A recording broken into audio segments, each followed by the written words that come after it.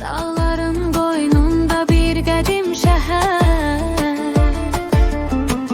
buna şahid oldu ucalan göylər. Qış olanda da yaşayar bahar,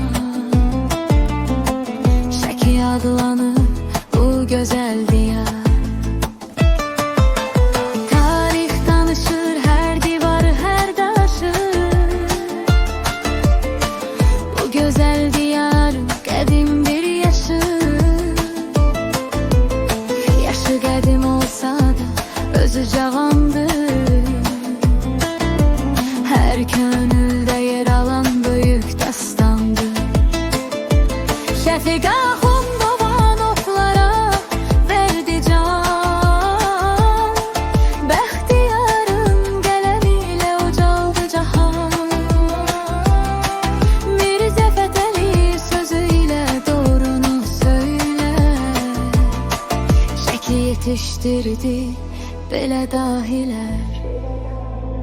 Şəki mətbəxti, Şəki halvası, gözəl Xan sarayı, karvan sarası, bir tarix yazıbdı Şəki qalası, bir gözəllik verər təmiz havası. Şəki mədənliyə, Şəki bir cənnət, dahilər yetirən böyük məmləkət. Havası çox təmiz, sanki bir cənnət, Şəki milləti üçün bu böyük sərvət. Fərqli danışılan nə gözəl bir səs, Şəkidə olmayıbdı bu ləhcə bəs. Bu fərqli məkanda yaşasa hər kəs, xoşbəxt yaşamaq üçün göstərər həvəs. Şəki həm vətənim, həm qürur yerim,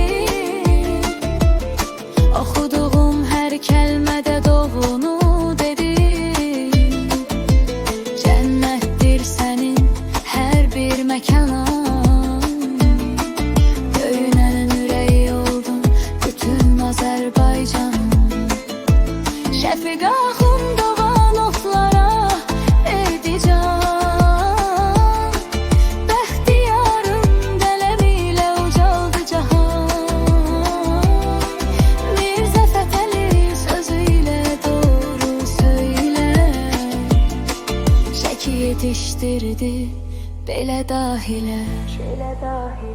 Şəki mətbəxti, Şəki halvası, gözəl